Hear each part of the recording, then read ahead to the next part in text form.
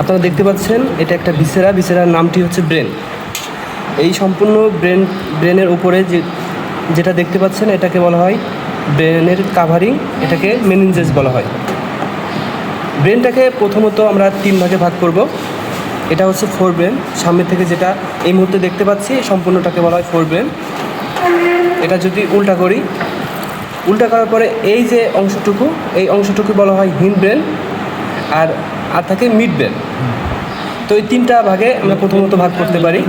তো আমরা ফোর ব্রেনে আছি। ফোর ব্রেনে প্রথমে বলে নিলাম যে এটার সম্পূর্ণ কাভারিংটাকে বলা হয় মেনিনজেস।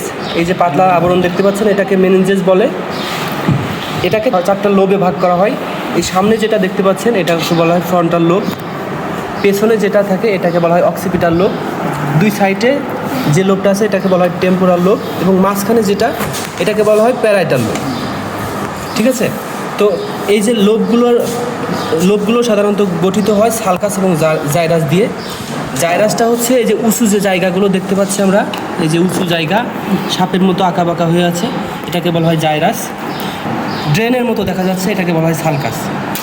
তো এর বাইরে আমাদের যেটা জানতে হবে সেটা হচ্ছে সেন্ট্রাল সালকাস কোনটা। এই যে এখান থেকে চিকুনভাবে শুরু হয়েছে, এইটা এখান থেকে শুরু হয়ে এই পর্যন্ত শেষ হয়েছে। তো এটা সেন্ট্রাল সালকাস। এই সেন্ট্রাল সালকাসটা এই লোব 2 পাশে ভাগ করে দিছে। সেন্ট্রাল সালকাসের সামনে যেটা থাকবে এটা হচ্ছে প্রি সালকাস, এবং পেছনে যেটা থাকবে এটা হচ্ছে পোস্ট সালকাস। এই যে সম্পূর্ণটাকে বলা হয় সেরেব্রাল হেমিস্ফিয়ার। এই সেরেব্রাল হেমিস্ফিয়ারকে 2টা ভাগে ভাগ করা হয়। একটা হচ্ছে left cerebral hemisphere, right cerebral hemisphere. এই 2টাকে যে আলাদাভাবে ভাগ করা হয়েছে, মাঝখানে যে ড্রেনের মতো দেখা যাচ্ছে এটাকে বলা হয় ফিশার, এটাকে বলা হয় মিডিয়ান লংগিচুডিনাল ফিশার। এই ফিশারটাকে নাম মনে রাখতে হবে মিডিয়ান লংগিচুডিনাল ফিশার। তো সামনে এই যে ফোর ব্রেনে যেগুলো আছে আমরা মোটামুটি জানলাম। এবার চলে যাব আমরা হিন্ড ব্রেন। হিন্ড ব্রেনটা মূলত এটা দিয়ে গঠিত। হিন্ড ব্রেনের 2 সাইডে যেটা দেখতে পাচ্ছি এই 2টাকে বলা হয় লোব। এই 2টা লোবকে একসাথে বলা হয় সেরেব্রাল কর্টেক্স। একটাকে বলতে গেলে সেরেব্রাল লোব, এটা একটা সেরেব্রাল লোব। এই 2টা সেরেব্রাল লোবকে একসাথে যুক্ত করে ভার্মিস দ্বারা। এই মাঝখানে যেটা দেখতে পাচ্ছেন, এই যে মাঝখানে সাদা দেখতে পাচ্ছেন যেটা, এটা হচ্ছে ভার্মিস। এই ভার্মিস 2টা সেরেব্রাল লোবকে একসাথে যুক্ত করে এবং সম্পূর্ণটাকে বলা হয় সেরেব্রাল কর্টেক্স। সেরেব্রাল কর্টেক্সের পরে এই যে সামনে উঁচু জায়গাটা দেখতে পাচ্ছেন এটাকে বলা হয় মেডুলা অফ লঙ্গাটা। এই মেডুলা অফ লঙ্গাটা এখান থেকে স্পাইনাল কর্ড শুরু হয়।